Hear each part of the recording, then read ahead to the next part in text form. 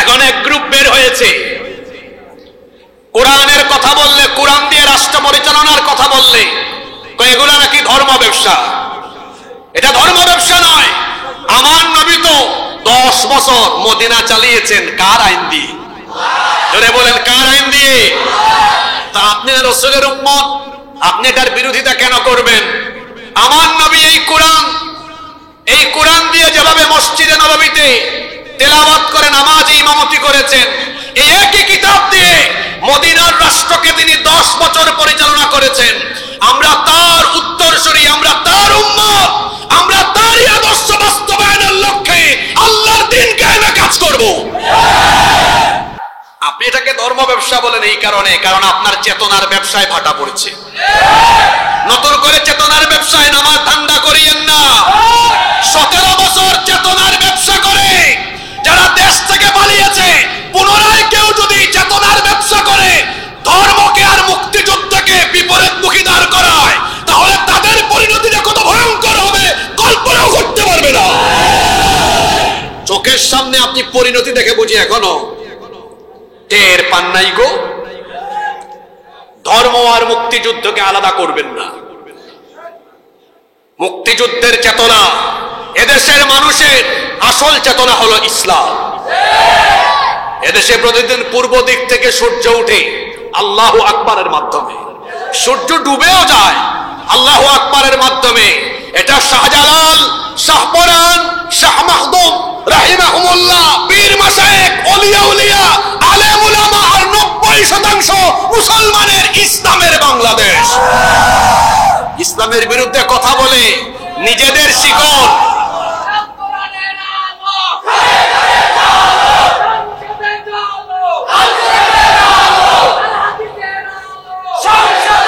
যে ছেলেটা স্লোগান দিল, তাকায় দেখেন তো এই ছেলেটাকে, এটা জেন জি।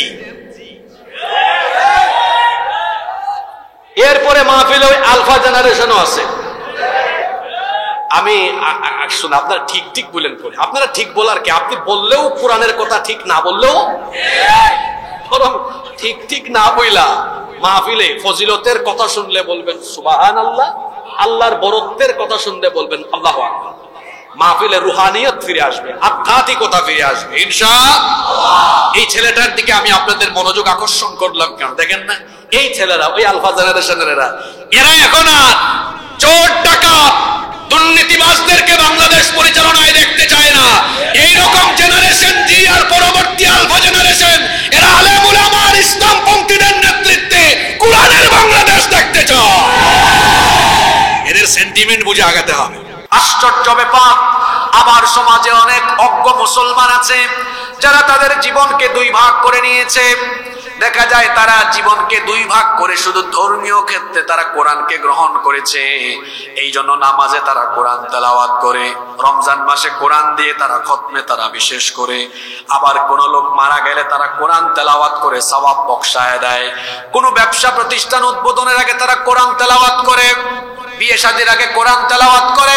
শুধু এটাকে তারা তেলাওয়াতের কিতাব, খতমের কিতাব, তাবিজের কিতাব, ঝাড়ফুঁকের কিতাব হিসাবে গ্রহণ করেছে। কিন্তু তার পরিবার চলে, সমাজ চলে, রাষ্ট্র চলে তাগুত আর শয়তানের দেওয়া মতবাদের ভিত্তিতে। আল্লাহ তাআলা বলছেন, যারা তাদের জীবনকে 2 ভাগ করে নিয়েছে তারা আদৌ পরিপূর্ণ ঈমানদার হতে পারেনি। যে আল্লাহর কোরআন দিয়ে আপনি আপনার নামাজ পরিচালনা করেন, সে আল্লাহর কোরআন দিয়ে আপনি আপনার পরিবার পরিচালনা করবেন। যে আল্লাহর কোরআন দিয়ে আপনি আপনার মসজিদ পরিচালনা করেন, সে আল্লাহর কোরআন দিয়ে আপনি আপনার সভ্যতা, সমাজ এবং রাষ্ট্র পরিচালনা করবেন। কিন্তু আশ্চর্য ব্যাপার, আপনার সমাজের দিকে তাকিয়ে দেখেন, বিয়ে শাদীর অনুষ্ঠানে বিয়ের আগের দিন বিয়ে বাড়িতে ছেলে মেয়ে একত্রিত হয়ে গায়ে হলুদের অনুষ্ঠান করে, নাচ গান বাজনার আয়োজন করে, আর বিয়ের দিনে হুজুর ডেকে এনে তারপরে হুজুরকে বলে বিয়ের খুতবা দেন। হুজুর তখন কোরআন থেকে 2-3টা আয়াত তেলাওয়াত করে। আশ্চর্য কথা, কোরআন তেলাওয়াত দিয়ে বিয়ে পড়ানো হয়, কিন্তু সেই বিয়েতে খুতবার আগে পরে কোরআন বিরোধী কাজ কারবার হয়। দোকানপাট উদ্বোধনের আগে হুজুর ডেকে এনে কোরআন তেলাওয়াত করে দোকান উদ্বোধন করে, কিন্তু সেই দোকান বা ব্যবসা প্রতিষ্ঠান কোরআন বিরোধী কাজ কারবারে চলে, ওজনে কম দেয়, সেখানে মিথ্যা বলে প্রতারণা করে ভেজাল পণ্য বিক্রি করে। পার্লামেন্ট উদ্বোধন হওয়ার আগে সেই পার্লামেন্টের অধিবেশনে আবার কোরআন বিরোধী আইন পাশ করে এমনি ভাবে মুসলমান কোরআনকে শুধু তেলাওয়াতে সীমাবদ্ধ রেখে কোরআন বিরোধী কাজ কারবার করে যারা নিজেদেরকে ইমানদার বলে দাবি করে তারা ইমানদার আদৌ হতে পারেনি, বরং তারা হলো ইমানদার নামের আস্ত একটা মুনাফিক। রব্বুল আলামিন কোরআনুল কারীমের 4 নম্বর সূরা সূরাতুন নিসা এর 61 নম্বর আয়াতে স্পষ্ট ভাষায় বলেছেন, মুনাফিকদেরকে চিনতে পারবা, ওয়া ইযা কিলা লাহুম তাআলাউ ইলা মা আনজালাল্লাহু ওয়া ইলার রাসূলি রাআইতাল মুনাফিকিনা ইয়াসুদ্দুনা আনকা সুদুদা। আল্লাহ তাআলা বলছেন, আর যখন এদেরকে বলা হয় আল্লাহ যা নাজিল করেছেন আল্লাহর বিধানের দিকে আর রাসূলের তরিকার দিকে ফিরে আসো, ও নবী এমন কথা বললে পরে মুনাফিকদেরকে দেখবেন রাআইতাল মুনাফিকিনা ইয়াসুদ্দুনা আনকা সুদুদা, দেখবেন মুনাফিকরা পাশ কাটিয়ে চলে যায়। মুনাফিক চিনা বড় কঠিন। কেউ যদি বলে হুজুর আমি বেশি হিন্দু দেখবো, কোথায় যাব? ভারতে যান, কোটি কোটি হিন্দু আছে। কেউ যদি বলে হুজুর আমি বৌদ্ধ দেখবো, কোথায় যাব? চীনে যান, মিয়ানমারে যান, কোটি কোটি বৌদ্ধ আছে। কেউ যদি বলে হুজুর আমি খ্রিস্টান দেখবো, কোথায় যাব? আমেরিকায় যান, ইংল্যান্ডে যান। কেউ যদি বলে হুজুর আমি ইহুদি দেখবো, কোথায় যাব? ইসরায়েলে যান। কিন্তু নোয়াখালীর কেউ যদি প্রশ্ন করে বসে হুজুর আমি মুনাফিক দেখবো, কোন দেশে যাব? মুনাফিকের জন্য বাংলাদেশে যাওয়া লাগবে না, আপনার এলাকায় আপনার গ্রামে এমনকি এখানের ভেতরেও মুসলমানের বেশ ধরে মুনাফিক লুকিয়ে থাকতে পারে। তার মানে মুসলমান আছে যেখানে মুনাফিক আছে। মুনাফিক আপনি চিনতেও পারবেন না। মাথায় ধবধবে সাদা টুপি, গায়ে ধবধবে সাদা পাঞ্জাবি, ধবধবে সাদা পায়জামা, দেখলে মনে হয় যেন ফেরেশতা জান্নাত থেকে পালিয়ে এসেছে। এমন একটা সুরত ধরে চলাফেরা করে। মুনাফিক চেনাও যায় না, কারণ সে নামাজেও যায়, রোজাও রাখে, হুজুরদের সাথে থাকে, মাহফিলেও আসে, আবার তলে তলে ইসলাম আর মুসলমানদের শেকড় কাটে। মুনাফিক যারা আল্লাহর আইন কোরআনের আইন চায় না, তারা আপনাদের মসজিদে ইমাম সাহেব যদি জুমার দিনে বয়ান করতে গিয়ে বলেন সম্মানিত মুসল্লিবৃন্দ আমাদের এই মসজিদ আল্লাহর আইনে চলবে, কোরআনের আইনে চলবে, সভাপতিও বিরোধিতা করবে না, সেক্রেটারিও বিরোধিতা করবে না, ক্যাশিয়ারও বিরোধিতা করবে না, গ্রামের একজন মুসল্লিও বিরোধিতা করবে না, বরং সবাই হাত তুলে হুজুরকে সাপোর্ট দিয়ে বলবে হুজুর আপনি সত্যি কথাই বলেছেন, আমাদের এই মসজিদ কোরআনের আইনে চলুক, আল্লাহর আইনে চলুক। হুজুর যদি শুধু খুশি হয়ে পরবর্তী পয়েন্টে বলে যে কোরআনের আইনে মসজিদ চলবে, সেই কোরআনের আইনে আমার সমাজ চলবে, দেশ চলবে, এই কথা বলার পরে দেখবেন কিছুক্ষণ আগে হুজুরকে বাহবা দিয়েছে যারা, হুজুরের চাকরি খাওয়ার জন্য উঠে পড়ে লেগে যাবে তারা। কি গো ভাই, একটু আগে না আপনি হুজুরকে বাহবা দিলেন, এখন আপনি হুজুরকে তার চাকরি খাওয়ার জন্য লেগে পড়লেন কেন? আমার দেশে কোরআন দিয়ে মসজিদ চলুক, একজন মানুষও এটার বিরোধিতা করবে না, কিন্তু যখনই বলবেন যে আল্লাহর কোরআন দিয়ে মসজিদ চলবে, সে আল্লাহর কোরআন দিয়ে সমাজ চলবে, দেশ চলবে, তখন দেখবেন এক গ্রুপ বের হয়ে বলবে হুজুর রাজনীতি করার জায়গা পান না, হুজুরকে বলবে ধর্ম ব্যবসায়ী, বলে কি বলে না? ইসলাম দিয়ে কোরআন দিয়ে দেশ পরিচালনা ধর্ম ব্যবসা নয়, বরং ইসলাম দিয়ে দেশ পরিচালনা রাসূলের আদর্শ।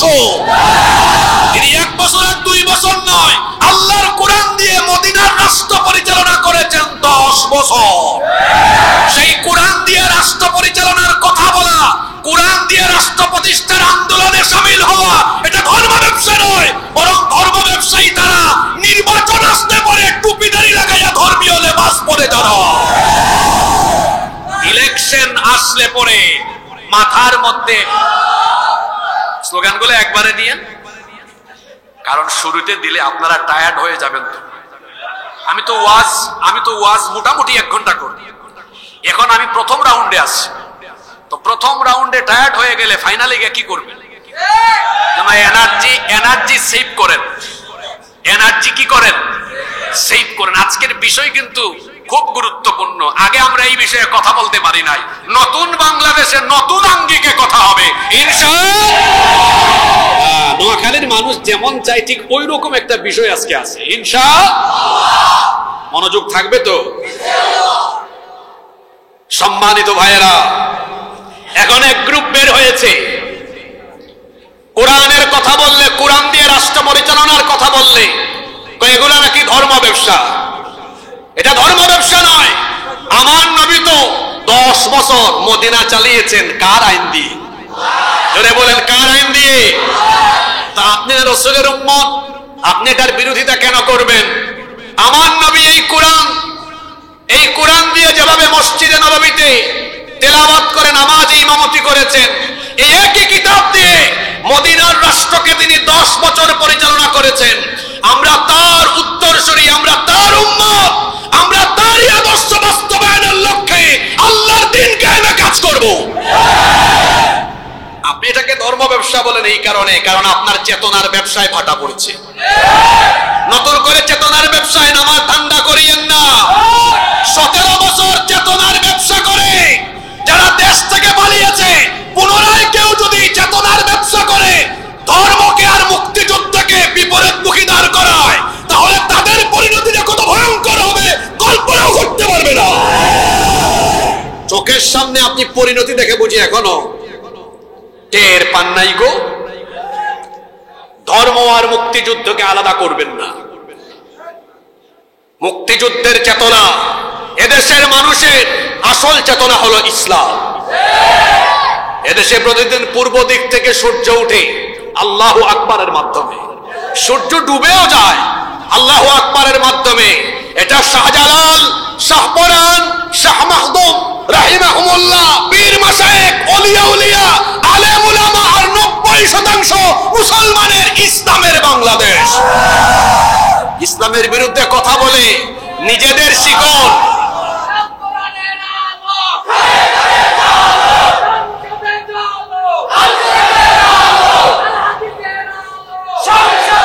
যে ছেলেটা স্লোগান দিল, তাকায় দেখেন তো এই ছেলেটাকে, এটা জেন জি। এরপরে মাহফিলে ওই আলফা জেনারেশনও আছে। আমি শুনুন, আপনারা ঠিক ঠিক বলেন করে, আপনারা ঠিক বলার কি? আপনি বললেও কোরআনের কথা ঠিক, না বললেও বরং ঠিক ঠিক না বইলা মাহফিলে ফজিলতের কথা শুনলে বলবেন সুবহানাল্লাহ, আল্লাহর বরত্বের কথা শুনলে বলবেন আল্লাহু আকবার।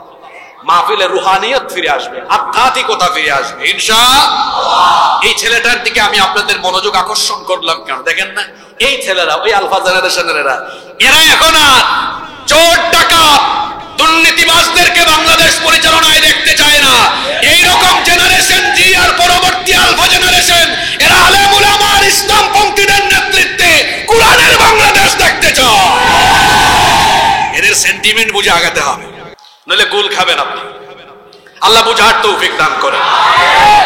সম্মানিত ভাইয়েরা, তাহলে কোরআন হলো নূর। কোরআন হলো কি? নূর, আলো। আমরা কি আলোকিত বাংলাদেশ চাই কি চাই না? সবাই আলোকিত বাংলাদেশ চান তো? আলোকিত বাংলাদেশ পেতে হলে আমাদের আইনে আলোকিত বাংলাদেশ হওয়ার সম্ভাবনা বেশি না আল্লাহর আইনে বেশি? আল্লাহর আইনে সম্ভাবনা বেশি। আজকে আমার আলোচনার টপিক হলো কেন কোরআনের আইন একটা দেশের জন্য দরকার, কোরআনের আইনের প্রয়োজনীয়তা। মোট 10টি পয়েন্ট আপনাদের সামনে তুলে ধরব ইনশাআল্লাহ।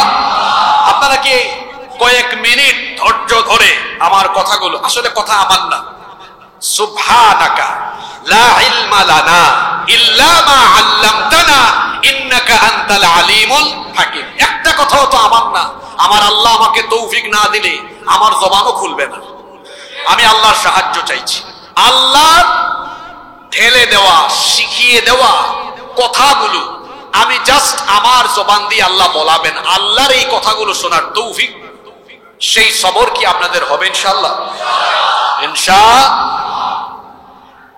কেন রাষ্ট্রীয়ভাবে কোরআনের আইন দরকার? আগে তো লাভ লস জানা দরকার। যদি লাভ হয় তাহলে আজকে আমরা দলমত নির্বিশেষে একমত হয়ে যাব ইনশাআল্লাহ। মনে রাখবেন, কোরআন যেমন সবার, কোরআন কি সাম্প্রদায়িক না সার্বজনীন, তেমনি আমরা আলেম ওলামা কোন দলের পক্ষে কথা বলি না, আমরা হুজুররাও সবার। এখানে ভাববেন না যে হুজুররা কোন দলের দালালি করে, অসম্ভব। আমরা মানুষদেরকে আল্লাহর কোরআনের দিকে ডাকি আর রসুলের দিকে ডাকি। আমরা কোন নেতা নেত্রী দলের পূজা করি না, কারো অন্ধ আনুগত্য করি না, কারো দিকে মানুষকে ডাকি না। আমরা শুধু মানুষকে ডাকি মহান আল্লাহর দিকে, আর ডাকি আমার নবীর দিকে। সুবহানাল্লাহ। তো নিরপেক্ষ মন মগজ নিয়ে আমরা আজকে শুনবো ইনশাআল্লাহ। কেন একটি দেশের জন্য কোরআনের আইন দরকার? আমরা কয়টা কারণ বলবো, জোরে বলেন, পারলে নোট করে নিয়ে যান একদম। এক, এজন্য কোরআনের আইন দরকার কারণ কোরআনের আইন হলো ত্রুটি মুক্ত, জটিলতা মুক্ত। কথা কি বললাম? ত্রুটি মুক্ত, জটিলতা মুক্ত। মানুষ যখন আইন বানানোর কাজে হাত দেয়, আচ্ছা আপনারা তো একটা কথা প্রায় সময় বলেন, মানুষ মাত্রই ভুল, মানুষ মাত্রই ভুল। এজন্য এই মানুষ যদি দেশ পরিচালনা, সমাজ পরিচালনার জন্য আইন বানানোর কাজে হাত দেয়, ও মানুষ হিসাবে ভুল করে বসতে পারে। যার কারণে দেখবেন পৃথিবীর যে সকল দেশে মানুষের তৈরি করা আইন দিয়ে দেশ চলে, এই আইনগুলা ফিক্সড না, কিছুদিন পর পর এগুলা সংশোধন হয়। সংশোধন হয় না, এগুলো চেঞ্জ হয়, সংযোজন বিয়োজন হয়। এই বাংলাদেশের সংবিধানও ৭১-এর পরে বহুবার পরিবর্তন হয়েছে, সংস্করণ হয়েছে, বাস জায়গা হচ্ছে না। আহারে একটু আগাবে কেমনে, এখানে অত চিপাচিপি হয়ে গেছে। তো পিছনে অনেকে দাঁড়িয়ে আছেন, আমি স্বেচ্ছাসেবক ভাইদেরকে বলবো পর্দাটা খুলে দেন আর একটু জিকির করেন, সামনে এগিয়ে আসেন, জিকিরের সাথে সাথে দাঁড়ানো ভাইদেরকে বসার জায়গা করে দেন। লা ইলাহা ইল্লাল্লাহ, লা ইলাহা ইল্লাল্লাহ, লা ইলাহা। কেউ কথা বলবেন না, প্রাণ ভরে জিকির করেন। লা ইলাহা ইল্লাল্লাহ, লা ইলাহা ইল্লাল্লাহ, সুবহানাল্লাহ ওয়ালহামদুলিল্লাহ, ইল্লাল্লাহ, লা ইলাহা ইল্লাল্লাহ, লা ইলাহা, লা ইলাহা, লা ইলাহা ইল্লাল্লাহ মুহাম্মাদুর রাসূলুল্লাহ সাল্লাল্লাহু। এই তো সুন্দর একটা পরিবেশ হয়ে গেছে, আলহামদুলিল্লাহ পড়েন। এক নাম্বার কারণ, এজন্য কোরআনের আইন দরকার। কোরআনের আইন ত্রুটি মুক্ত, জটিলতা মুক্ত। মানুষের বানানো আইনে ভুল থাকবে, জটিলতা থাকবে। কেমন জটিলতা থাকবে? সে যদি আইন বানানোর সুযোগ পায়, তাহলে আইনকে এমন জটিল করে রাখবে, সে মানুষের সুবিধার জন্য আইন বানাবে না, জনগণের সুবিধার জন্য আইন বানাবে না। সে তার নিজের ক্ষমতায় থাকার সুবিধা আর দলের আশেপাশের মানুষদের সুবিধা বিবেচনা করে আইন বানাবে। কথাকে বোঝা যায়? আপনাদের মনে হয় এই ভুলটা কখনো করবেন না যে যারা আইন বানায়, সংবিধান বানায়, কোনোদিনও ভাবিয়েন না আপনাদের কল্যাণে বানায়। তারা আগে নিজের স্বার্থ বিবেচনা করে। সে দেখি আমি একটু লং টার্ম ক্ষমতায় থাকার কোন একটা ফন্দি এখানে আঁকতে পারি কিনা, আমার দলের লোকদেরকে সুযোগ সুবিধা দেওয়ার মতো করে আইনটাকে সংবিধান সংশোধন করি। দেখবেন যারাই যখন ক্ষমতায় আসে সংবিধানে হাত দেয়, ও সংবিধান বদলায়, পরিবর্তন করে নিজেদের সুযোগ সুবিধা মতো। এজন্য দেখা যায় একটি দেশের সংবিধান যেখানে মানুষের তৈরি করা আইন দিয়ে চলে, বারবার বারবার পরিবর্তন হয়। আপনারা আমাকে বলেন তো, আল্লাহ আমাদেরকে যে জীবন বিধান দিয়েছেন ১৫০০ বছর হয়ে যাচ্ছে, আজ পর্যন্ত কি কোরআনের একটা হরফ, এমনকি নুকতা পরিবর্তন হওয়ার দরকার পড়েছে? কিয়ামত পর্যন্ত এটা কি পরিবর্তন হবে? কোনোদিনও আর পরিবর্তন হবে না, হওয়ার সম্ভাবনাও। এজন্য আল্লাহ কিতাবের শুরুতেই বলে দিয়েছেন, যালিকাল কিতাবু লা রাইবা ফীহি হুদাল লিল মুত্তাকিন। এটা এমন কিতাব যার মধ্যে সন্দেহ আছে, এ ব্যাপারেও সন্দেহ করা যায় না। আল্লাহু আকবার। আমাদের দিকে তাকান, মনে করেন হুজুর আর আমি একটা উদাহরণ দিই, আমিও তো মানুষ, তিনিও মানুষ। প্রথমে আমরা এই চর হাজারি পরিচালনার জন্য হুজুরকে দায়িত্ব দিলাম যে হুজুর আপনি আমাদের চর হাজারি চালান। তো এই চর হাজারি পরিচালনা করার জন্য তো কিছু আইন কানুন বানাইতে হবে। এখানে চুরি করলে কি, ডাকাতি করলে কি, জিনা বদমাইশি করলে কি। তো হুজুর কি করলেন, সুন্দর কিছু আইন কানুন বানালেন নিজে নিজে। হুজুর এক সময় রিটায়ার্ডে গেলেন। এরপরে আপনারা কি করলেন, আমাকে চর হাজারের দায়িত্ব দিলেন। আমি চিন্তা করলাম আমি যে দলের মানুষ, আমার দলের আশপাশে সব চোর আর বাটপার, একটু চুরির আইন ডাকাতির আইন হালকা করে দেই যাতে এরা চাঁদাবাজি চুরি টুরি করতে পারে। আমি একটু আইন কানুনটা নিজের সুবিধা মতো কি করলাম, সংশোধন করলাম। এরপরে আমার পরে যিনি আসবেন উনি আবার হাত দিবেন, উনি উনার মতো চেঞ্জ করবেন। এভাবে যদি বারবার বারবার মানুষের হাত দ্বারা আইন সংশোধন হয়, সংযোজন বিয়োজন হয়, আল্লাহর কসম এই সংবিধান পরিবর্তনের দ্বারা দেশের জনগণের ভাগ্য বদলাবে না। আমার কথা মিলিয়ে নেন, যারাই যখন সংবিধানে হাত দেয় মানুষের ভাগ্য বদলাবার কথা বলে, তারা নিজেদের শার্ট প্যান্ট বদলায়, মোবাইল বদলায়, গাড়ি বদলায়, বাড়ি বদলায়। মানুষের ভাগ্য বদলায় না। মানুষের ভাগ্য বদলাবে একমাত্র আল্লাহর কোরআন দিয়ে। এখন আবার হুজুরের কাছে চলে যান, হুজুর আপনি নিজে আইন বানাতে পারবেন না, আপনি এই এলাকা চালান, কোরআন দিয়ে চালান। হুজুর রিটায়ার্ড করলেন, আমাকে দায়িত্ব দিলেন।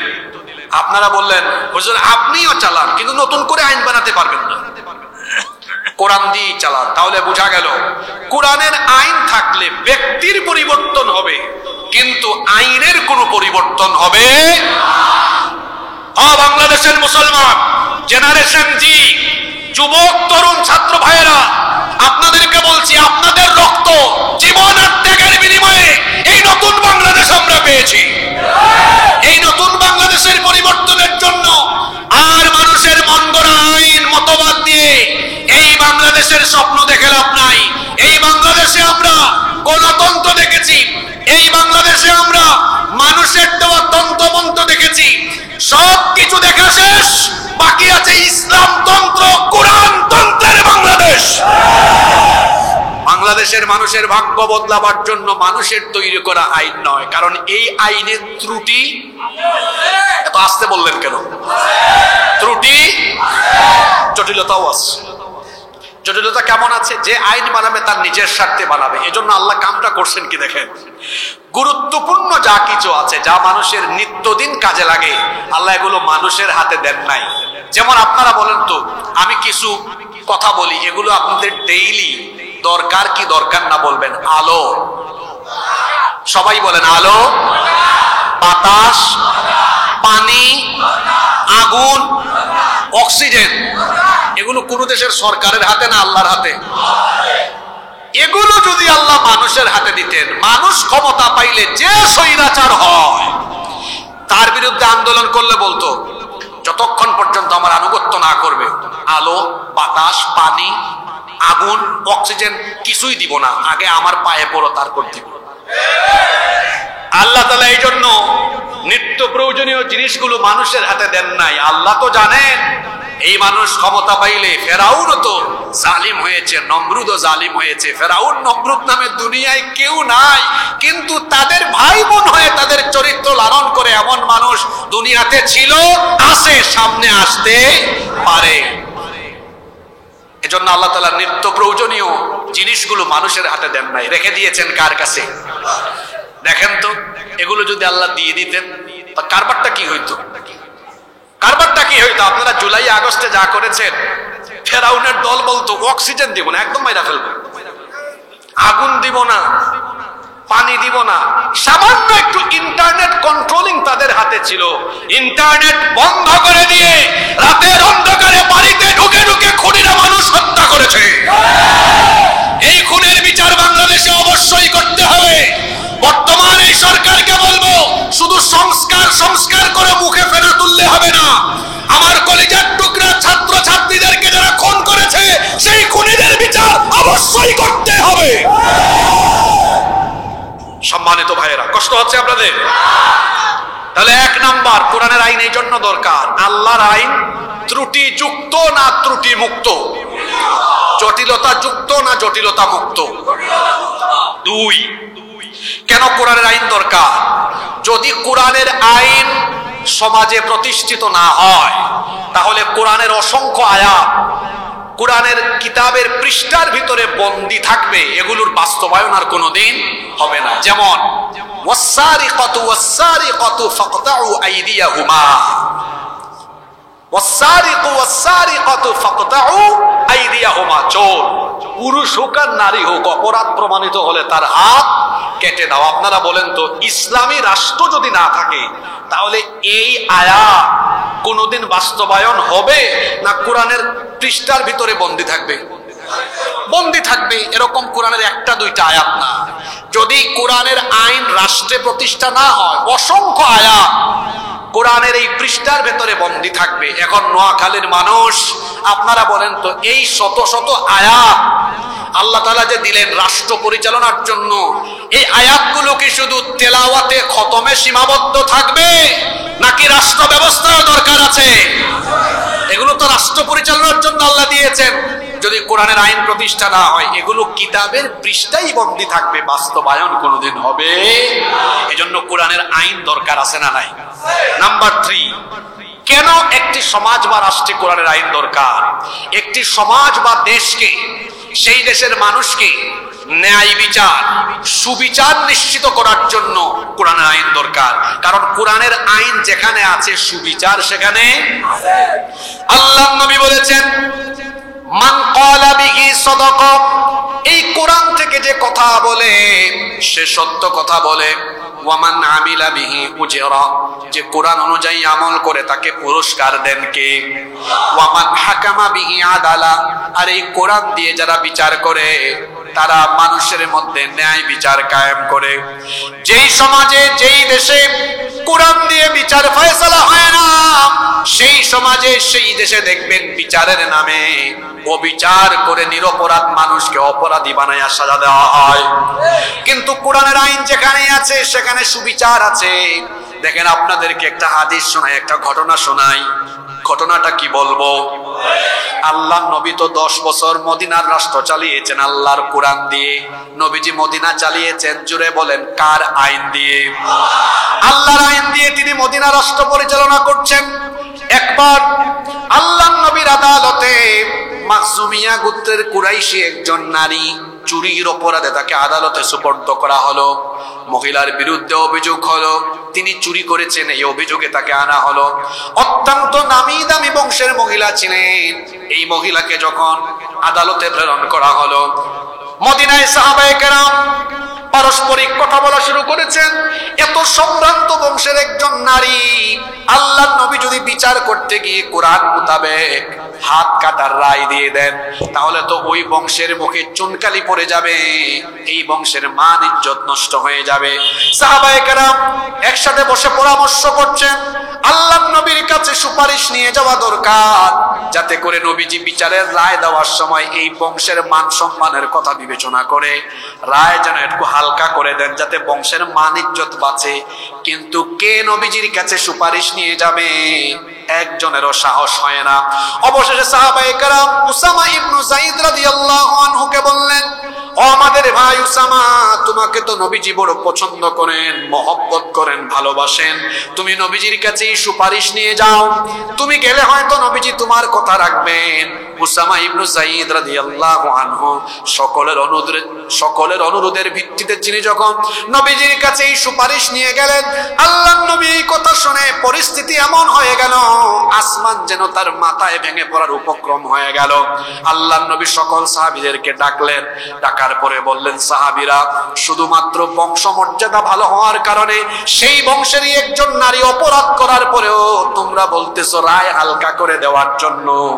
ও আমার সাহাবীরা শোনো, আজকে আদালতের কাঠগড়ায় এই সম্ভ্রান্ত বংশের নারী না হয়ে যদি আমার আদরের মেয়ে, কলিজার টুকরা মেয়ে ফাতেমা হতো, আমার নিজের মেয়ে বলে আদর, ভালোবাসা আর মহব্বতের টানে আমি রায় হালকা করতাম না, বরং ন্যায় বিচার কায়েমের জন্য আমি রাষ্ট্রপ্রধান হয়ে আমি আমার মেয়ের ব্যাপারে হাত কাটা মার্ডার রায় দিয়ে দায়িত্ব জল্লাদের হাতে তুলে দিতাম না, কারণ জল্লাদ ভাবতে পারে রাষ্ট্রপ্রধানের মেয়ে, কিভাবে আমি কি করি, বিচারে যেন দণ্ডবিধি 100 ভাগ কায়েম হয়। সেই জন্য আমি জল্লাদের হাতে দায়িত্ব না দিয়ে আমি রায় দেওয়ার পরে পাপ হয়ে নিজের মেয়ের হাত নিজেই কেটে ফেলতাম। আল্লাহু আকবার বলেন, আল্লাহু আকবার। এই হলো কোরআনের রাষ্ট্রের বিচারের নমুনা, যেখানে নিজের মেয়ে ছেলে হলেও ছাড় নাই। আর মানুষের তৈরি করা আইন দিয়ে দেশ শাসনের সুবিচারের নমুনা হলো নিজের আত্মীয় স্বজন, নিজের ভাই বোন আর নিজের দলের মানুষ হলে 7 খুন হলেও মাফ। দেখেন না, আশেপাশে তার দলের মানুষ চুরি করবে কিন্তু কোনো কথা বলবে। এই হলো মানুষের বানানো আইন দিয়ে দেশ পরিচালনার সুবিচারের নমুনা। যেই সমাজে, যেই দেশে মানুষের তৈরি করা আইন দিয়ে দেশ চলে, সেই সমাজের বিচার ব্যবস্থা হয় এমন, তার আদর্শের বিপরীত কেউ হলে যদি তার ক্ষমতার জন্য হুমকি হয়, তাহলে নিরপরাধীকে অপরাধী সাজাইয়া মিথ্যা মামলায় সাজা ভোগ করায় কিংবা মিথ্যা মামলায় ফাঁসি দিয়ে হত্যা করে। সেরকমই হয়েছে কোরআনের পাখি শহীদ আল্লামা দেলোয়ার হোসেন সাঈদীর ব্যাপারে। যুদ্ধাপরাধ, মানবতা বিরোধী অপরাধ, এটা জাস্ট ছিল একটা নাটক। এই মিথ্যা নাটক মঞ্চস্থ করে যখন তারা এই নাটক প্লে করে বাস্তবায়ন করতে পারে নাই, ফাঁসি দিতে পারে নাই, জনগণের রোষানলে পড়ে তাকে অন্যায়ভাবে কারান্তরীণ করে শেষ পর্যন্ত ভারতকে খুশি করার স্বার্থে চিকিৎসার নামে তাকে কারাগারে হত্যা করা হয়েছে, চিকিৎসার নামে তাকে হাসপাতালে হত্যা করা হয়েছে। এইরকম আরো অসংখ্য নিরপরাধী মানুষকে অন্যায়ভাবে হত্যা করা হয়েছে। এই দেশে যদি 50 বছর পরে কারো বাপের বিচার হয়, তাহলে এইরকম নিরপরাধ মানুষকে যারা হত্যা করেছে 18 কোটি মানুষ সেই খুনের বিচার করেই ছাড়বে। সম্মানিত ভাইয়েরা, বলছিলাম মানুষের তৈরি করা আইন দিয়ে যে সমাজ বা দেশ চলে, সেখানে বিচার পাওয়া যায় না। বিচারের নামে কি হয়? অবিচার হয়। বাস পুরায় একজন, মামলা খায় আরেকজন। কিন্তু কোরআনের আইন যে সমাজে বা দেশে থাকবে, সেখানে কোনো অবিচার মানুষের উপর হবে, কারণ কোরআনের মধ্যে ন্যায় বিচারের কথা বলেছেন কে? জুমার দিনে ইমাম সাহেবের মুখ থেকে সানি খুতবায় প্রায় আপনারা একটা আয়াত শুনেন, সূরা নাহলের 90 নম্বর আয়াত। আল্লাহ তাআলা কোরআনে কারীমে আদেশ দিয়েছেন, পড়েন আমার সাথে, ইন্নাল্লাহা ইয়া'মুরু বিল আদলি ওয়াল ইহসান ইলা আখিরিল আয়া। নিশ্চয়ই আল্লাহ তোমাদেরকে আদল, ন্যায় বিচার এবং সদাচারের আদেশ দিচ্ছেন। সুবহানাল্লাহ পড়বেন না? অন্য আয়াতে আল্লাহ তাআলা বলছেন, ওয়া ইযা হাকামতুম বাইনান নাসি আন তাহকুমু বিল আদল। কোরআনে কারীমের 4 নম্বর সূরা নিসায়ের 58 নম্বর আয়াতের মাঝখানে এটা আছে। আল্লাহ বলেছেন, যখন তোমরা মানুষের মধ্যে বিচার ফয়সালা করবে, তখন তোমরা মানুষের মাঝে ন্যায় বিচার কায়েম করবে। কোরআনের ন্যায় বিচারের আদেশ দিয়েছেন কে? আস্তে বলবেন না, জোরে বলেন, কে? নাম্বার 4, কেন কোরআনের আইন দরকার? কোরআনের আইন থাকলে পরে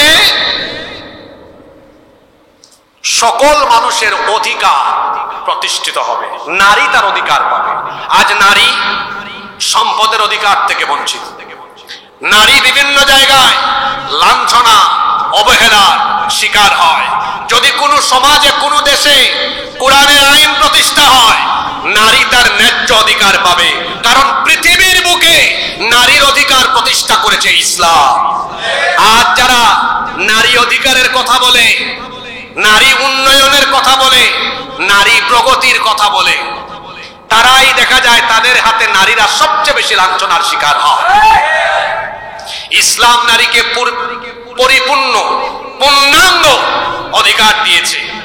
সুতরাং যদি আল্লাহর আইন প্রতিষ্ঠা হয়, নারী তার অধিকার পাবে, শ্রমিক তার ন্যায্য অধিকার পাবে, এমনকি সকল ধর্মের মানুষও তার অধিকার ফিরে পাবে।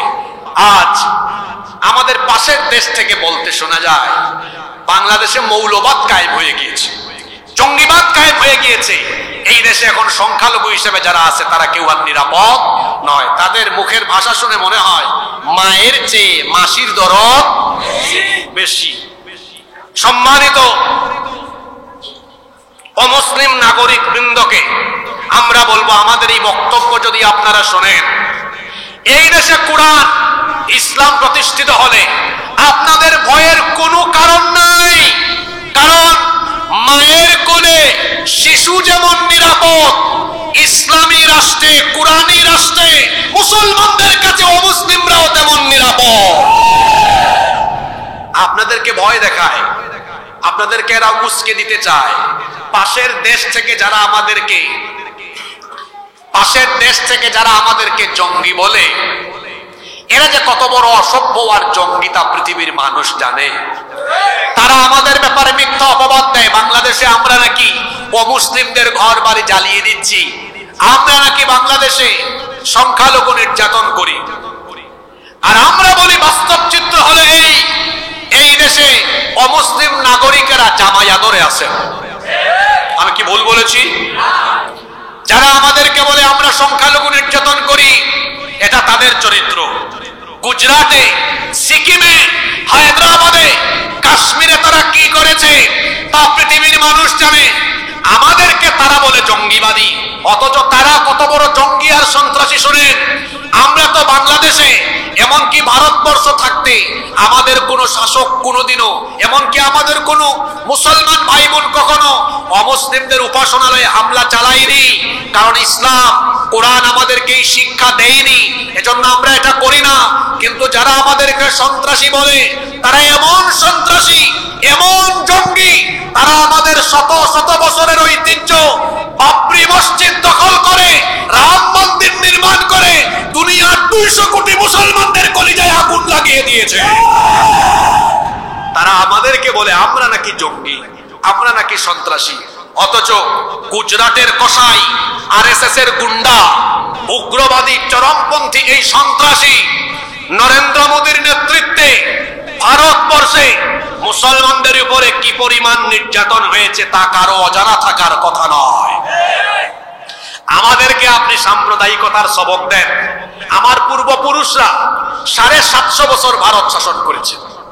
ভারতের অর্থনীতির একটা গুরুত্বপূর্ণ অংশ আসে পর্যটন থেকে। সেই পর্যটনের বেশিরভাগ জায়গাগুলো তোমাদের বাপ-দাদারা এগুলো বানায় নাই, সব মুসলমান শাসকদের হাতে করা। দিল্লির সেই কুতুব মিনার, শীষ মিনার, লাল কেল্লা, আগ্রার তাজমহল সহ ভারতবর্ষের সুন্দর সুন্দর অনবদ্য সকল স্থাপনা মুসলমানদের হাতে গড়া। ভারতবর্ষ আমার পূর্বপুরুষরা 750 বছর শাসন করেছে।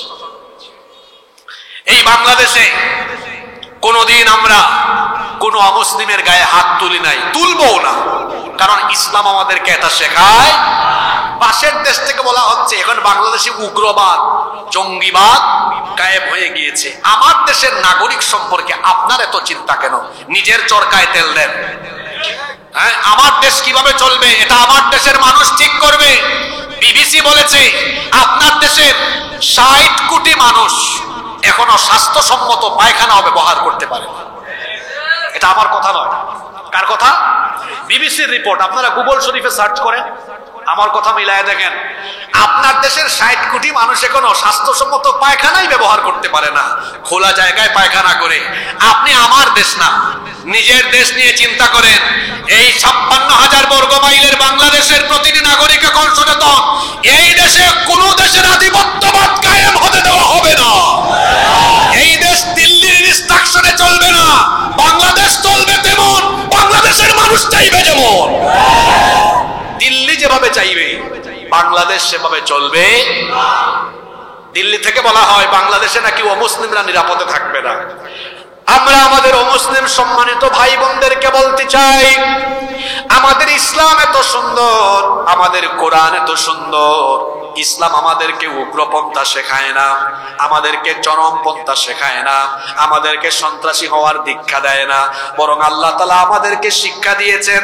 কোরআনুল কারীমের 60 নম্বর সূরা সূরা মুমতাহিনা এর 8 নম্বর আয়াতে আল্লাহ বলছেন, লা ইয়ানহাকুমুল্লাহু আনিল্লাযীনা লাম يقاتلوكم في الدين ولم يخرجوكم من دياركم أن تبروهم وتقسطوا إليهم إن الله يحب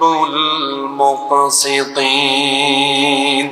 আল্লাহ তাআলা বলছেন, যারা দ্বীনের ব্যাপারে তোমাদের সাথে যুদ্ধে জড়ায়নি এবং যারা তোমাদেরকে ঘর বাড়ি থেকে বিতাড়িত করেনি, সেই সকল অমুসলিমদের ব্যাপারে, তাদের সাথে সদাচারের ব্যাপারে এবং ন্যায় প্রতিষ্ঠার ব্যাপারে আল্লাহ তোমাদেরকে নিষেধ করেননি, বরং আল্লাহ তোমাদেরকে আদেশ দিয়েছেন সে সকল অমুসলিমদের সাথে সদাচরণ করো, ন্যায় বিচার করো, তাদের উপর জুলুম করো না। আমাদের কোরআন আমাদেরকে শিক্ষা দিল, অমুসলিমদের সাথে জুলুম করতে নিষেধ করলো, তাদেরকে সম্মান করার কথা বললো, তাদের হক প্রতিষ্ঠার কথা বললো। আবার অন্য আয়াতে আল্লাহ বলেছেন, অমুসলিমদের উপাস্যদেরকে তোমরা গালি দিও না, কারণ তোমরা যদি তাদের দেবতাদেরকে, উপাস্যদেরকে গালি দাও, অজ্ঞতাবশত তারাও তোমাদের আল্লাহকে গালি দিয়ে বসবে, এজন্য এমনটা করো না। এজন্য আল্লাহ কোরআনে কারিমে আমাদেরকে শিখিয়েছেন, অন্য ধর্মের কোন উপাস্যকেও গালি দিও না, এমনকি কোন ধর্মের উপাসনালয়ে হামলা চালাতে নিষেধ করেছেন মুহাম্মাদুর রাসূলুল্লাহ, আমরা বলি সাল্লাল্লাহু আলাইহি ওয়াসাল্লাম। সেজন্য আমরা বলতে চাই, এই দেশে যত অমুসলিম ভাই বোনেরা আছেন, আপনাদের টেনশনের কোনো কারণ নাই। এই দেশে ইসলাম যদি কায়েম হয়ে যায়, অমুসলিমরা আরো বেশি নিরাপত্তা পাবে, কারণ কোরআনে শান্তি আছে, ইসলামে শান্তি। নাম্বার 5, আপনাদের কষ্ট হচ্ছে নাকি? আমরা কি আর 20 মিনিটের মতো থাকতে পারবো না? কষ্ট হচ্ছে আপনাদের? আমার তো আরো গুরুত্বপূর্ণ কথা রয়ে গেছে, ফাইনাল রাউন্ডের আগে এনার্জি শেষ করে দেন। নাম্বার 5, কেন কোরআনের আইন দরকার? কোরআনের আইন এই জন্য দরকার, কোরআনের আইন প্রতিষ্ঠা হলে পরে মানুষ তার মত প্রকাশের স্বাধীনতা আর ধর্ম পালনের স্বাধীনতা পাবে। যেই সমাজে মানুষের আইন থাকে, সেখানে দেখা যায় মত প্রকাশ করা যায় না, যদিও বাক স্বাধীনতার কথা বলা হয়, কিন্তু দেখবেন আপনি স্বাধীনভাবে মতামত ব্যক্ত করলে লাগাম টেনে ধরা হয়। এবং যদিও বলে ধর্ম পালনের অবাধ সুযোগ দেওয়া হবে, আপনারা বলেন তো, বুকে হাত দিয়ে বলেন, গত 17 বছর নিরাপদে নির্বিঘ্নে মাহফিল আয়োজন করে, মসজিদে হোক, মাদ্রাসায় হোক, কিংবা যে কোনো পরিবেশে হোক, দ্বীনি কথা বলতে পেরেছেন? জোরে বলেন, বলতে পেরেছেন? বাংলাদেশে যদি কোরআনের আইন প্রতিষ্ঠা হয়, কোরআনের নীতি হলো লাকুম দীনুকুম ওয়ালিয়া দীন। যদিও আমার দেশে এক রাবেয়া বসরি ছিলেন, তিনি একবার পার্লামেন্টের ভেতরে বলেছিলেন, বুখারী শরীফে আছে লাকুম দীনুকুম ওয়ালিয়া দীন। এটা বুখারী শরীফে না কোরআনে কারীমে? তারপরে আবার আরে বাপরে বাপ, ইবনে কাসিরের চেয়ে আরো বড় তাফসীরকারক অর্থ করেছেন লাকুম দীনুকুম ওয়ালিয়া দীন, ধর্ম যার যার, উৎসব সবার। ইন্না লিল্লাহি ওয়া ইন্না ইলাইহি রাজিউন। আমার দেশে এই জাতের লোক অনেক বেশি। আউযুবিল্লাহ বিসমিল্লাহ পড়তে গেলে ভুল করবে 30টা 40টা। তারা দেখা যায় আলেমদেরকে কটাক্ষ করে কথা বলে, মুখে লাগাম দেন, মুখে লাগাম দেন। মানুষকে সম্মান দিলে আপনার সম্মান বাড়িয়ে দিবেন কে?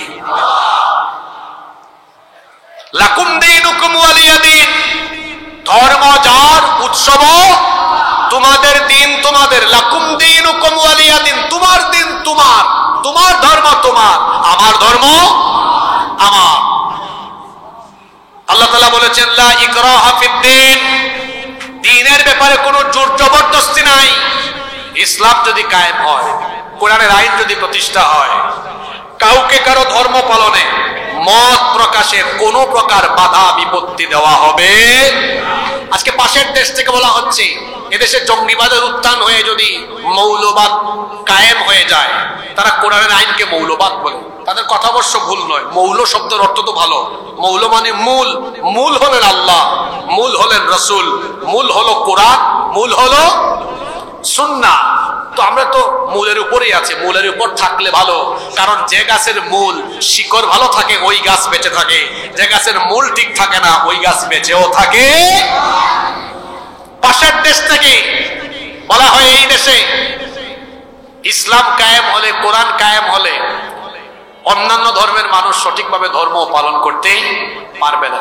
এজন্য তারা দরদি হয়ে, আপনারা দেখছেন না বেশ কিছু ইন্ডিয়ান চ্যানেল বাংলাদেশের ব্যাপারে মিথ্যাচার রটনা করেই যাচ্ছে। ওই যে রিপাবলিক বাংলা এক চ্যানেল আছে, ওর নাম ময়ূখ রঞ্জন, ব্যাং যেমন লাফায় সেও তেমন লাফায়।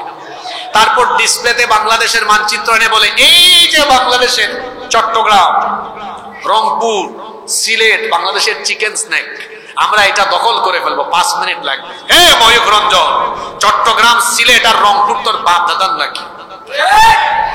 এই দেশের মানচিত্রের দিকে কেউ যদি কালো হাত বাড়ায়, সেই কালো হাতকে আমরা ভেঙে চুরে টুকরা টুকরা করে দিব। নোয়াখালীবাসী আমরা মুসলমান, আমরা যুদ্ধপ্রিয় নই, আমরা শান্তিপ্রিয়। আপনাদের মনোযোগ আছে? গুরুত্বপূর্ণ কিছু কথা যুবকদের উদ্দেশ্যে বলবো। যুবক ভাইরা আছেন তো? কি বললাম? আমরা যুদ্ধপ্রিয় নই, আমরা কি প্রিয়? জোরে বলেন, কি প্রিয়? শান্তিপ্রিয়। আমরা কাউকে আক্রমণ করি না, তবে আমাদের স্বভাব হলো আক্রান্ত হলে আমরা কাউকে ছেড়েও দেই না।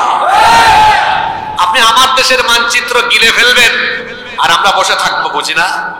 হিসাব করে তারা হিসাব মিলায়, কয় বাংলাদেশ পারবে না আমাদের সাথে। আপনাদের মনোযোগ আছে তো? এরা এই ধরনের কথা বলতেছে না? তো তাদের জনসংখ্যা কম, মিলিটারি কম, সাবমেরিন কম, যুদ্ধ জাহাজ কম, মানে সব কম, আমাদের কিছু নাই, তাদের সব।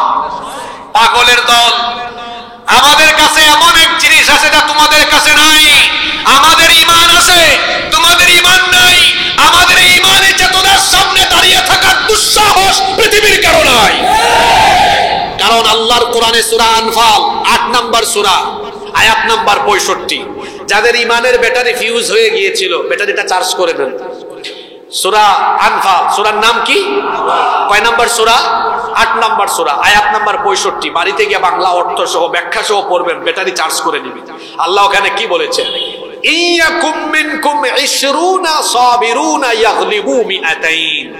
ও মুসলমানরা, পৃথিবীতে কোনদিন মুসলমানরা সংখ্যা দিয়ে বিজয়ী হয় নাই।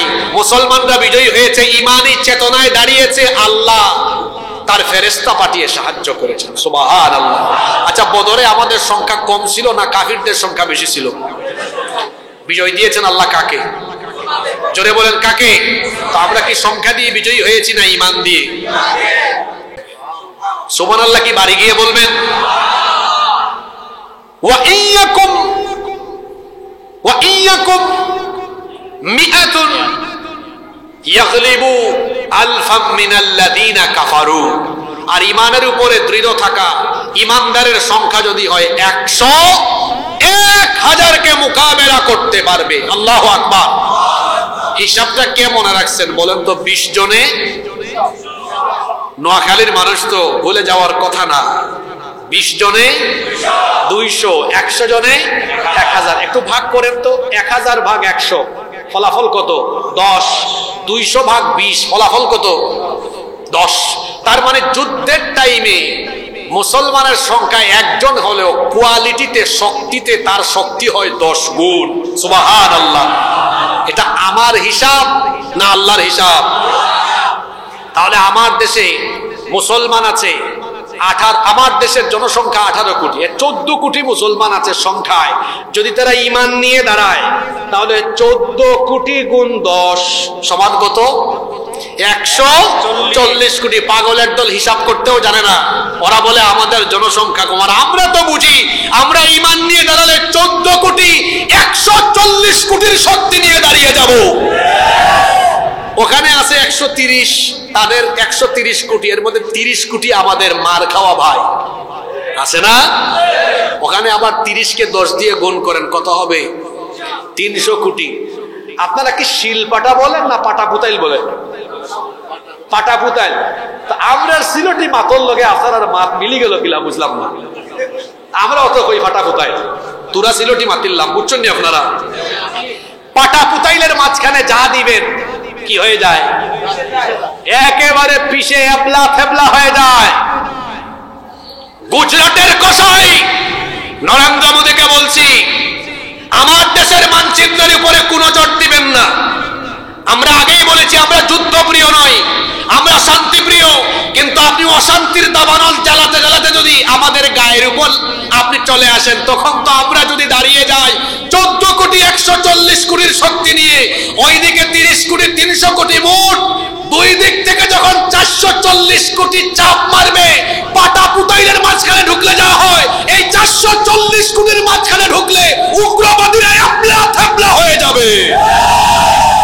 এখানে এই কথা শেষ নয়, আরেকটি হাদিস আপনাদের কাজ মনে করিয়ে দিয়ে যাই। এই হাদিসটি এসেছে নাসাই শরীফে, হাদিসটি এসেছে ইবনে মাজাহ শরীফে। আমার নবী বলেছেন, ইসাবাতান মিন উম্মতি আহরাজাহুমুল্লাহু মিনান নার। আমার উম্মতের দুইটা দলকে আল্লাহ তাআলা জাহান্নাম থেকে মুক্তি দিয়েছেন, বিনা হিসাবে আল্লাহ তাদেরকে জান্নাত দিবেন। সুবহানাল্লাহ, সবাই কইতে পারলেন না? রাসূল বলেছেন আমার উম্মতের দুইটা দলকে আল্লাহ জাহান্নাম থেকে মুক্তি দিবেন। জোরে বলেন তো কয়টা? এই দুই দলে আপনারা থাকতে চান কি চান না? দেখেন তো থাকার সুযোগ আছে কিনা। এক, ইসাবাতুন তাগজুল হিন্দ। এখানে আলেম ওলামারা বসে আছেন। ইসাবাতুন তাগজুল হিন্দ, যারা হিন্দুস্তানের বিরুদ্ধে যুদ্ধ করবে। হাদিসটা 1500 বছর আগে। তার মানে রাসূল জানতেন হিন্দুস্তানে একটা পবিত্র যুদ্ধ অনুষ্ঠিত হবে। নবীজি বলে গিয়েছেন হিন্দুস্তানের বিরুদ্ধে ওই যুদ্ধে অংশ নেওয়া প্রতিটি মুসলমানকে আল্লাহ জাহান্নাম থেকে মুক্তি দিবেন। হাদিস বুঝতে পারলে বলেন তো, যুদ্ধে শহীদ হওয়া না অংশ নেওয়া? যদি বলেন শহীদ হওয়া না অংশ নেওয়া? আমি আবারও বলছি আমরা যুদ্ধ চাই না, কিন্তু কেউ যদি যুদ্ধ বাঁধিয়ে দেয়, হিন্দুস্তানিরা যদি আমাদের বিরুদ্ধে যুদ্ধকে অনিবার্য করে ফেলে, গাজওয়াতুল হিন্দের সেই চেতনা নিয়ে এদেশের আবাল বৃদ্ধ বনিতা যুবক তরুণ ছাত্ররা সবাই মিলে যখন শাহাদাতের চেতনা নিয়ে নেমে যাবে, ইউনূস সাহেব বলেছেন 7 সিস্টারের কথা, আর আমি বলছি রাসূল বলেছেন গাজওয়াতুল হিন্দ হবে। হিন্দুস্তানের পবিত্র যুদ্ধে অংশ নেওয়া প্রতিটি মুসলমানকে আল্লাহ মাফ করবেন। এই চেতনা নিয়ে যখন বাংলাদেশের 14 কোটি মুসলমান পবিত্র এই যুদ্ধে অংশগ্রহণ করবে, ভারতের মানচিত্র টুকরা টুকরা হয়ে গিয়ে দিল্লিতে কালেমার পতাকা উড়িয়ে দেওয়া হবে।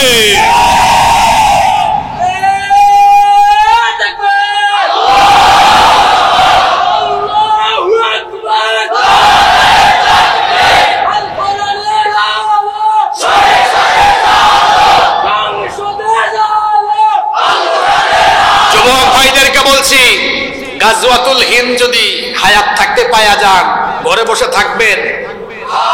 কারা কারা এই সুযোগ পাইলে শাহাদাতের চেতনায় সেই পবিত্র যুদ্ধে অংশ নিতে প্রস্তুত? দুহাত তুলে আল্লাহকে দেখান। মাশাআল্লাহ, মাশাআল্লাহ, হাত নামান। আল্লাহ সবাইকে কবুল করেন।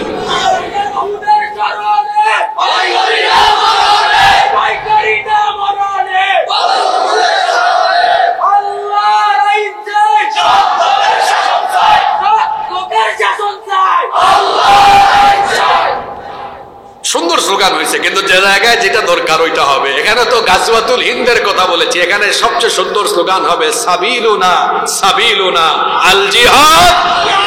আর জিহাদ শুনলে ভয় পাইয়েন না, সন্ত্রাস আর জিহাদ এক জিনিস নয়। সন্ত্রাসবাদ হারাম, জিহাদ এসেছে সন্ত্রাসকে নির্মূল করার জন্য। তো এক দলের কথা শুনবেন, আর এক দলের কথা শুনবেন না। দুই দলকে আল্লাহ জাহান্নাম থেকে মুক্তি দিবেন। কয় দল? এক দল তো পাইলাম, আর এক দল আছে না, ওইটা আবার কোনটা?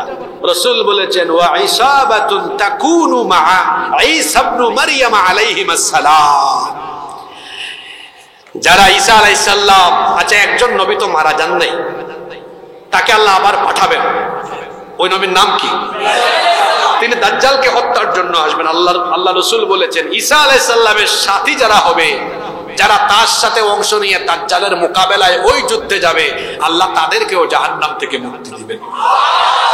আল্লাহ এই দুই দলে আমাদেরকে কবুল করেন। তাহলে বলছিলাম বেশি লাফালাফি কইরেন না, নিজের চরকায় তেল দেন গিয়া। এই দেশে কোরআনের আইন প্রতিষ্ঠিত হলে হিন্দু, বৌদ্ধ, খ্রিস্টান, মুসলমান সবাই সুন্দরভাবে বসবাস করবে, কারো অধিকার কেউ হরণ করবে না ইনশাআল্লাহ। বেশি কষ্ট হয়ে যাচ্ছে নাকি? নাম্বার 6, 6 নাম্বার, কোরআনের আইন কেন দরকার? সমাজ থেকে অপরাধ, দেশ থেকে অপরাধ নির্মূল করার জন্য আল্লাহর কোরআনের আইন দরকার। আপনারা বলেন তো, চুরির আইন, ডাকাতির আইন, ব্যভিচারের আইন, ধর্ষণের আইন, ফৌজদারি, দেওয়ানি, সকল বিধিবিধান এই কোরআনে আছে না নাই? আমার সমাজে মানুষের তৈরি করা আইন দিয়ে চুরির বিচার হয়, ডাকাতির বিচার হয়, দেশে চোর কমে না, ডাকাত কমে না, বরং দেখা যায় যাদেরকে চোর ডাকাত দমনের দায়িত্ব দেওয়া হয়েছে, পুলিশকে দায়িত্ব দেওয়া হলো চোর ডাকাত ধরার জন্য। আমার দেশে দেখলাম আমরা বেনজির, বিপ্লব আর ভাতের হোটেলের মালিক হারুন, তারা নিজেরাই চোর হয়ে দেশের কোটি কোটি টাকা চুরি করেছে। তো চুরি নির্মূলের দায়িত্ব যারা দিলেন, ও তো নিজেই চোর। আমি কি ভুল বলেছি নাকি? এক বেনজির 2000 কোটি টাকা খায় ফেলছে, আর ভাতের হোটেলের মালিকের ফিরিস্তি এখনো পাই নাই পুরাপুরি। একটা হোটেল ছিল না আমাদের দেশে, ওই হোটেলের নাম কি? জোরে বলেন। টিভিতে দেখায় সে ভাত খাওয়ায়, আর ভাত খাওয়ানোর আড়ালে তারা নিরপরাধ মানুষ পিটায়। ভুল বলেছি? তো চুরি ডাকাতি তো বন্ধ হচ্ছে না, বরং চুরি ডাকাতি দমনের দায়িত্ব যাদেরকে দেওয়া হয়েছে ওরা নিজেরাই চোর। দেখেন নাই রাবেয়া বসরি বলেছিলেন, আমার বাসার পিয়ন ছিল, কত কোটি টাকার মালিক। আপনারা বলবেন হুজুর উনারে এত সুন্দর নাম দিলেন কেন রাবেয়া বসরি? আরে বাপ রে বাপ, কি কথা! পার্লামেন্টে আমি ফজরের সময় উঠে, সকালবেলা ঘুম থেকে উঠে সবার আগে কি খুঁজি? কুরআন না। এই বক্তব্য কারা শুনছেন? সবার আগে কি খুঁজি? আপনারা বলবেন হুজুর আপনি কোরআন দিয়ে না ওয়াজ করবেন, ওই কথা আনলেন কেন? আমি তো কোরআন দিয়েই বলছি। আপনি নামাজ পড়বেন, অন্যদিকে মানুষ খুন করবেন, এটা কি ইসলামে আছে? আপনি বলেন সকালবেলা ঘুম থেকে উঠে আপনি জায়নামাজ খুঁজেন, আর জায়নামাজ খুঁজে যদি নামাজ পড়েন, আমরা জানি না, পড়লে হয়তো পড়েন, পড়ার পরে তারপরে নিরপরাধ আলেম ওলামা দিয়া জেলখানে ভরেন। এই হলো আপনার ইসলাম পালনের নমুনা। আর নারায়ণগঞ্জে এক কুতুব পাওয়া গেছে 70 রাকাত তাহাজ্জুদ পড়ে। দেখছেন কারবার? কি কুতুব! হায় হায় হায় হায় হায়, কত রাকাত! হ্যাঁ, ওদিকে 70 রাকাত চলে, আর ওইদিকে আবার মানুষ খুনো। সম্মানিত ভাইয়েরা, চুরি ডাকাতি কমেনি। ও জেনজির ভাইয়েরা, যাদের ত্যাগ তিতিক্ষায়, যাদের অবদানে আমরা এই নতুন বাংলাদেশ পেলাম, আমরা জানি আপনাদের হৃদয়ের খবর। আমিও তো আপনাদের মতোই একজন যুবক, আমি আপনাদের সেন্টিমেন্ট বুঝি। নতুন প্রজন্ম চায় চোর ডাকাত দুর্নীতিবাজ চাঁদাবাজ মুক্ত বাংলাদেশ। এটা পেতে হলে আল্লাহর আইনের দরকার। কারণ আপনি এই কোরআনের আইন দিয়ে একটা চুরির বিচার করেন, একজন চোরের হাত কেটে দেন, দেশের সব চোর তারের মতো সোজা হয়ে যাবে। একটা ডাকাতির বিচার, ধর্ষণের বিচার কোরআন দিয়ে করেন, সব লুচ্চা বদমাশ তারের মতো সাইজ হয়ে যাবে। এজন্য চুরি ডাকাতি দুর্নীতি লুটপাট সকল অন্যায় অপকর্ম নিধন করে একটি আলোকিত বাংলাদেশের জন্য কার আইন দরকার? জোরে বলেন, কার আইন? বেশি কষ্ট হচ্ছে আপনাদের, তাই না? এই তো আর কিছুক্ষণ। নাম্বার কত নাম্বার আসছি? 6 না 7? 6 শিওর তো আপনারা? ওকে, 6 নাম্বার। ঠিক আছে, আপনাদের মনোযোগ টেস্ট করলাম না আমার। ঠিক আছে, আমি আবার নোট ছাড়া কথা বলি, কারণ মাহফিলের নোট ছাড়া উঠলে এলোপাতারিক কথা হবে। কিছুক্ষণ এইদিকে, কিছুক্ষণ। আপনাদের মনোযোগ আছে কিনা আমি দেখতেছি। 6টাই বলছি, ঠিক আছে। এখন 7। বেকার আছে না এখানে? বেকার আছে না? ইসলাম কায়েম হলে সবচেয়ে বেশি লাভ বেকার। কেন? ইসলাম কায়েম হলে একজন বেকার থাকবে না, সব পয়সাওয়ালা হয়ে যাবে। সুবহানাল্লাহ। এটা কি চাপাবাজি না বাস্তবতা? আসেন তো, বাস্তবতা কিভাবে? দেশে যদি কোরআনওয়ালা সরকার কায়েম হয়, তো আল্লাহর বিধান হলো আল্লাযীনা ইম্মাক্কান্নাহুম ফিল আরদি আকামুস সালাতা ওয়া আতাউস যাকাতা ওয়া আমারু বিল মা'রুফি ওয়া নাহাউ আনিল মুনকার ওয়ালিল্লাহি আকিবাতুল উমুর। আল্লাহ তাআলা বলছেন যদি জনপদে মুমিনদেরকে দায়িত্ব দেওয়া হয় তাহলে তাদের কাজ হবে 1 নম্বরে নামাজ কায়েম করা, 2 নম্বরে যাকাত ভিত্তিক অর্থনীতি চালু করা। যাকাত ভিত্তিক অর্থনীতি চালু হয়ে গেলে এই দেশের মধ্যে কল্যাণ আসবে, বেকারত্ব দূর হয়ে যাবে, দারিদ্রতা মুক্ত ক্ষুধা মুক্ত একটি দেশ গঠন হবে। কারণ বরকত দিয়ে যিনি ভরপুর করে দিবেন তিনি কে? কোরআনের সমাজ রাষ্ট্র থাকলে একটা আলাদা মন্ত্রণালয় থাকবে, সেই মন্ত্রণালয়ের নাম হলো যাকাত মন্ত্রণালয়। আমার দিকে তাকান, কোরআনের কথাগুলো শুনেন, এটা আমার কথা না, শুনতেছেন তো সবাই? যাকাত মন্ত্রণালয়ের দায়িত্ব কি? সারা দেশের মুসলমানদের সম্পদের হিসাব মন্ত্রণালয়ে থাকবে, কার কত টাকা আছে, কি সম্পদ আছে। এই মন্ত্রণালয় থেকে প্রতি বছর যাকাত উত্তোলন করে আবার যাকাতের টাকাগুলো যাকাতের খাতে ব্যয় করে দেওয়া হবে। আমাদের দেশে অধিকাংশ মানুষ যাকাত দেয়, এদের যাকাত হয় না, কারণ তারা যাকাত দেয় সাধারণ দান সৎকার মতো। এখানে হুজুররা বসে আছেন, আমার উস্তাদুল্লাহ আলেমরা বসে আছেন, জিজ্ঞেস করে দেখেন আপনি সাধারণ দানের টাকা মসজিদে দিতে পারবেন, মাদ্রাসায় দিতে পারবেন, মসজিদে আপনি কি যাকাতের টাকা দিতে পারবেন? পারবেন না। যাকাতের খাত 8টা, জোরে বলেন কয়টা? যাকাতের উদ্দেশ্য হলো দারিদ্রতা, সমাজ থেকে দারিদ্রতা দূর করা। জোরে বলেন তো কি দূর করা? আমি 2টা উদাহরণ দেই, একটা ছোট করে আরেকটা বড় করে। আমার দিকে তাকান, মনে করেন এখানে এই এলাকায় এই গ্রামে একটা কমিটি গঠন হইল।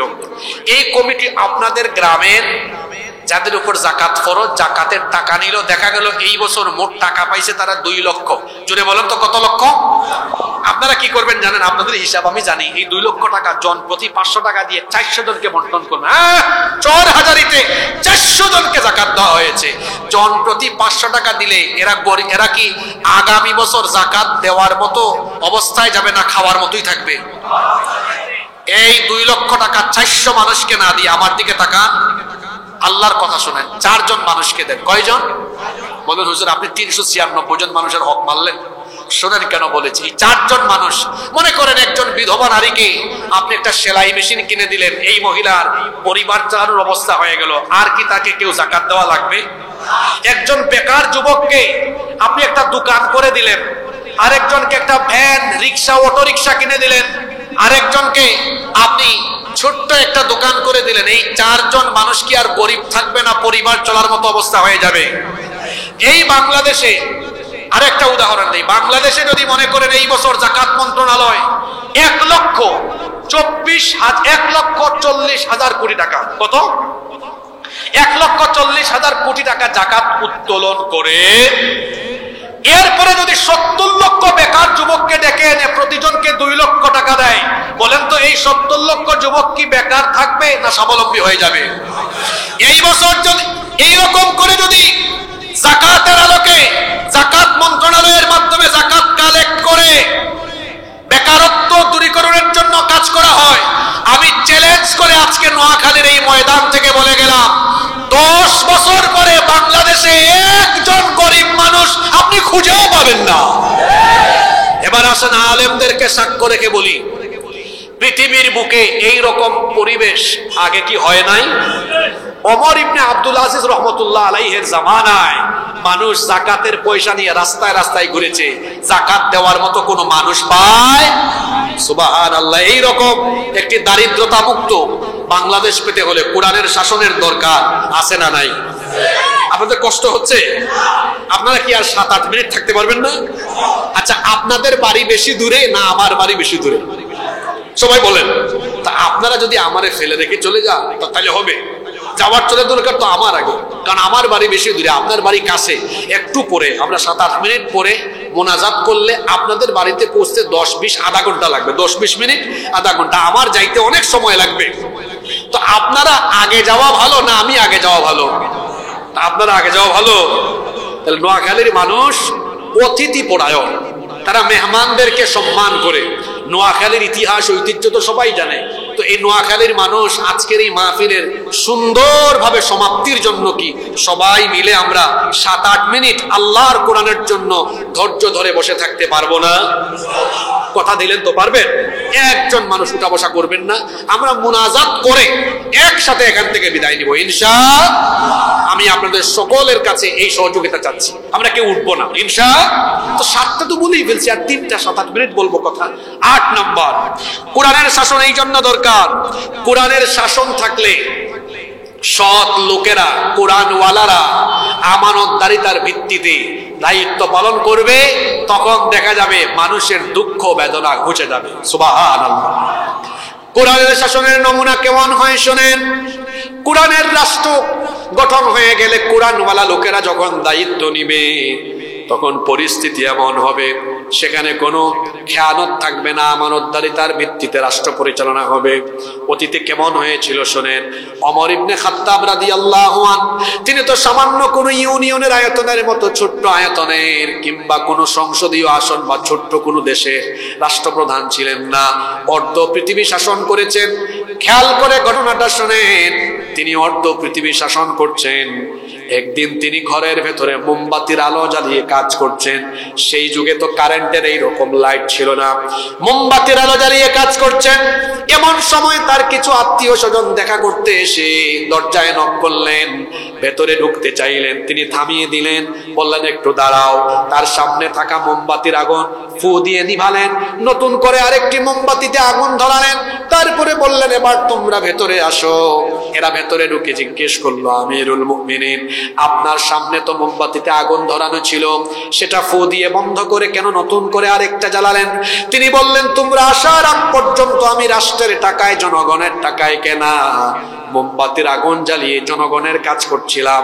তোমরা যখন আসলে চিন্তা করলাম জনগণের পয়সায় কেনা, রাষ্ট্রের টাকায় কেনা মোমবাতির আগুন জ্বালিয়ে তোমাদের সাথে যদি কথা বলি, জনগণের সম্পদের খেয়ানত হবে, রাষ্ট্রীয় দায়িত্ব পালনে খেয়ানত হবে, কিয়ামতে আমাকে আসামির কাতারে, জালেমের কাতারে দাঁড়াতে হবে। এই ভয় যখন আমার অন্তরে চলে আসলো, সঙ্গে সঙ্গে আমি জনগণের টাকায় কেনা মোমবাতির আগুন ফু দিয়ে নিভিয়ে দিয়ে নিজের টাকায় কেনা মোমবাতির আগুন জ্বালিয়ে তোমাদের সাথে কথা বলছি। এমন যদি হতো আমাদের নেতা হতো, মোরেরই মতো হতো, আবু বকরের মতো, জনগণের খোঁজ খবর নিত রাত দুপুরে, জনগণের খোঁজ খবর নিত রাত দুপুরে।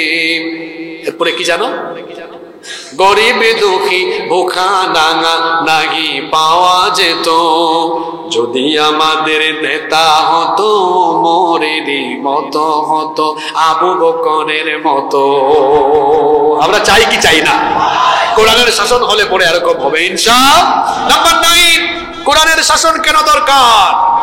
রাসূলের আদর্শ বাস্তবায়নের জন্য। কদু খাওয়া সুন্নাত, লাউ খাওয়া সুন্নাত চালু আছে, টুপির সুন্নাত চালু আছে, খাবার শেষে মিষ্টি মধু খাওয়া সুন্নাত, খাবার শেষে মিষ্টি খাওয়া সুন্নাত এইটাও চালু আছে। আমার সমাজে, আমার দেশে যে সুন্নাত মারা গিয়েছে, যে সুন্নতের দাফন হয়েছে, ইন্তেকাল হয়েছে, যে সুন্নত মরা সুন্নত, সেটা হলো রাসূল 10 বছর কুরআন দিয়ে দেশ পরিচালনা করেছেন। সেই মরা সুন্নত জিন্দা করে রাসূলের আদর্শের সঠিক অনুসারী হতে হবে। 10 নাম্বার, সর্বশেষ পয়েন্ট। কথায় আছে, শেষ ভালো যার সব ভালো। কোরআনের শাসন এই জন্য দরকার গো ভাই। এই জমিন আমি আপনি বানাই নাই, আসমান জমিন আমরা কেউ বানাই নাই। জোরে বলেন তো, আসমান জমিন কার? তো আসমান জমিন যদি আল্লাহর হয়, তো এই জমিন কিভাবে চলবে এটা আমরা ভালো জানবো না আল্লাহ ভালো জানবেন? সেজন্য তো আল্লাহ বলেছেন, আলা লাহুল খালকু ওয়াল আমর, সাবধান, সৃষ্টি যার, আইনও চলবে। ইনিল হুকমু ইল্লা লিল্লাহ, আল্লাহ ছাড়া কারো হুকুম চলবে। তো জমিন তো আমরা বানাই নাই, জমিন আল্লাহ। তো এখানে আইন চলবে কি আমার আপনার বাপদাদার? এই জমিনে আমরা কার আইন চাই? আল্লাহর আইনে আমাদের লাভ না লস? কোরআনের আইনে আমাদের ক্ষতি না লাভ? তাহলে আমরা নতুন বাংলাদেশ গড়ার জন্য আজকের এই মাহফিল থেকে কি এই সিদ্ধান্ত নিতে পারি না আমরা কোরআনের বাংলাদেশের জন্য সবাই ঐক্যবদ্ধ থাকবো? আওয়াজ তো বড় ছোট হইল। সবাই ঐক্যবদ্ধ থাকতে পারবো ইনশাআল্লাহ। কোরআন কি কোনো রাজনৈতিক দলের কিতাব? কোরআন কি কোনো দলের? কোরআন কি কোনো গোত্রের? এই কোরআন হলো কার? আর নাজিল হয়েছে কার জন্য? মানুষের জন্য। কার জন্য? আমরা কারা? মানুষ। আমাদের জন্য কোরআন এসেছে। এই কোরআনে রয়েছে শান্তি, কোরআনে রয়েছে মুক্তি। আপনি সর্বশেষ কথা শোনেন, আপনি বলবেন হুজুর আজকে এত কথা বললেন কোরআনের আইন নিয়ে, অন্য কোনো টপিক ধরলেন না কেন? এই বাংলাদেশে আজকে আমরা, আমাদের তো বয়স বেশি না, আমার বয়স মাত্র 30 বছর। এর আগে আমাদের উস্তাদরা, আমাদের সিনিয়ররা, মুরব্বীরা দেশের স্বাধীনতার পর থেকে 50 বছরের বেশি সময় ধরে এত ওয়াজ করতেছেন, নসিহত করতেছেন। ওয়াজ নসিহত এটা ইসলামী সংস্কৃতির অংশ, এর মাধ্যমে দাওয়াতি কাজ হয়, দাওয়াতের বড় একটা প্ল্যাটফর্ম। কিন্তু এর মাধ্যমে কি সমাজ থেকে সব অপরাধ দূর হয়ে যাবে? আমি ওয়াজ করে, আমি হাসিবুর রহমান আপনাদেরকে আদেশ করতে পারবো না অনুরোধ করতে পারবো? জোরে বলেন। আমি আদেশ করার কোনো ক্ষমতা রাখি না। আমি আদেশ করে করে আপনাকে বলতে পারবো না আপনি নামাজ না পড়লে শাস্তি দিব, নামাজে দান, এটা করেন ওইটা করেন, এটা পারবো না। আদেশ দিতে হলে আদেশের জায়গায় থাকতে হয়। আমরা আদেশের জায়গায় কোরআনকে, ইসলামকে নিতে পারি নাই বলে আপনাদের কথা কি বলবো? আমাদের মতো হুজুর জাতি 8 দফা 9 দফা 13 দফা দাবি নিয়ে যায়, অনুরোধ করে দাবি নিয়ে যায় আর মার খায়। আমরা এখনো বুঝলাম না, ইসলামকে অনুরোধের জায়গায় না রেখে আমরা যদি ইসলামকে, কোরআনকে আদেশের মাকামে নিয়ে যেতে পারতাম, আমরা কোন তাগুতের কাছে গিয়ে আবেদন করে আমরা অনুরোধ করতাম না, আমরা আদেশ করে করে অন্যায়কে বন্ধ করতে পারতাম। এজন্য শুধু মসজিদ মাদ্রাসা নয়, ওই জায়গা পার্লামেন্ট, সেক্রেটারিয়েট আর বঙ্গভবনে যেদিন আল্লাহর কোরআন ঢুকবে, অনুরোধ নয় আদেশ দিয়ে দিয়ে অন্যায়কে বন্ধ করে দেওয়া হবে। সেই জায়গায় আমরা কোরআনকে দেখতে চাই কি চাই না? কারা কারা দেখতে চান না হাত তুলে? যাই হোক, কেউ তুলে নাই, মানে তুলতে গিয়ে আবার নামাই ফেলছে, মনোযোগ আছে। আমরা সবাই আল্লাহর কোরআনের শাসন চাই কি চাই না? কারা কারা চাই হাত তুলেন। মাশাআল্লাহ।